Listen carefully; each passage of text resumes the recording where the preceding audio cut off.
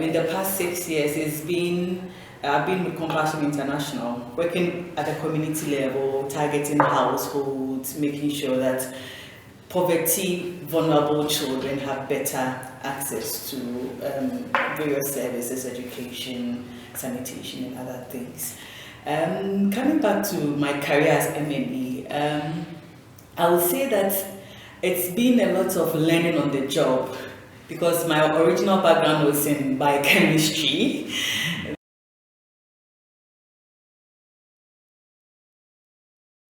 There's actually a gradual shift from seeing M&E or evaluation as a witch hunting mechanism, and now people are seeing it as a mechanism for improvement, for learning.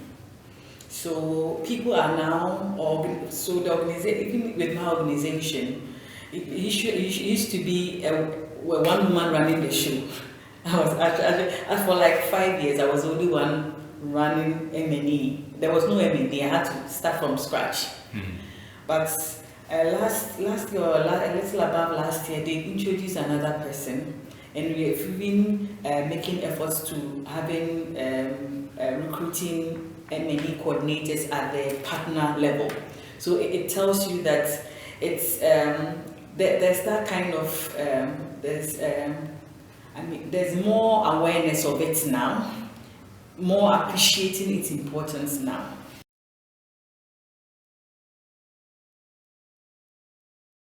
Honestly, I'm in the third day of this training, and from where I sit after 10 years, I'm seeing it's more of the aha moment for me, because as I had mentioned, it's been a lot of learning on the job, learning from people, but I'm now beginning to understand the theory behind what I've been learning.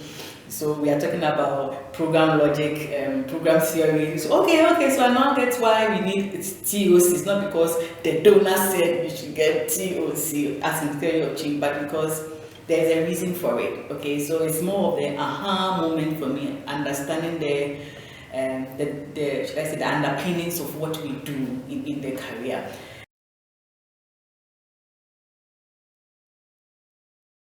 So currently, as I talk to you, I started putting down notes on what I want. There's a project, there's an evaluation project that we'll be conducting. We have about 1 year to conduct. It's a tracer study to really, should I say, rigorously assess our impact after 20 years in operating in Ghana as an organization. And it's going to be as also a consultant, but from where I sit as the commissioner of this evaluation, a co-commissioner, let me put it that way, we would have to, we've already sent out the TORs, we've gotten expressions of interest so far, but we'll have to assess the proposals. And based on what I've learned so far from the 3 days, I'm actually developing a checklist where I'm looking at, okay, I'll be interested in the vendor or the service provider or the evaluator, the independent evaluator coming out with an evaluability assessment, which is something I just recently learned, because it's something I'll be looking out for to assess whether indeed this a consultant understands what they are doing, and if you understand, you should be able to check whether this evaluation project is doable. That is why you do the evaluability assessment. So it's something that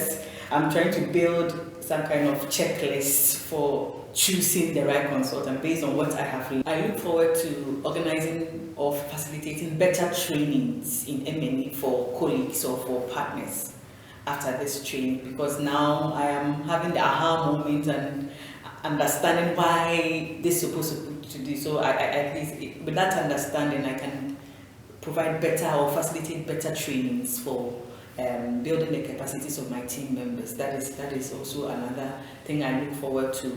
I think the last thing that I also look forward to is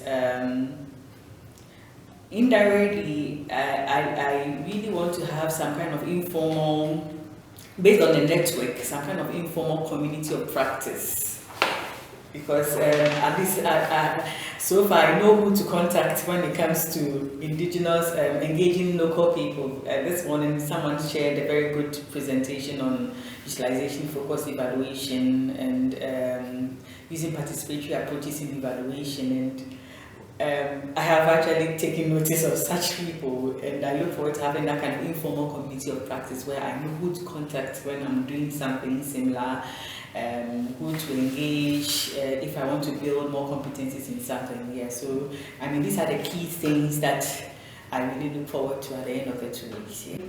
Check. I had actually linked up with my colleague in Ghana that next year you have to be here.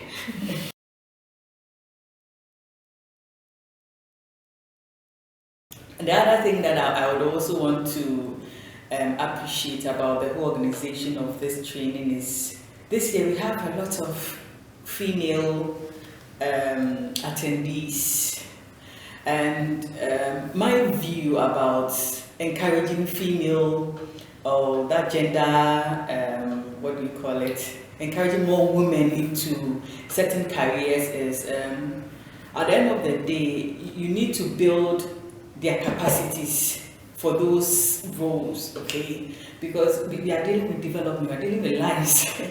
So even as we are pushing the agenda of, okay, we want to improve a lot, we want to employ more women, there should be a mechanism in place to build the capacities of those women for those roles. And I believe IPDET is actually contributing to building the capacities of women through this training, to foster that agenda of more women in M&E careers, more women in M&E, what do you call it, decision making at the government level or at any other institutional level. So for me, it's kudos to IPDET, kudos to the sponsors of this training, and we look forward to greater things in the future.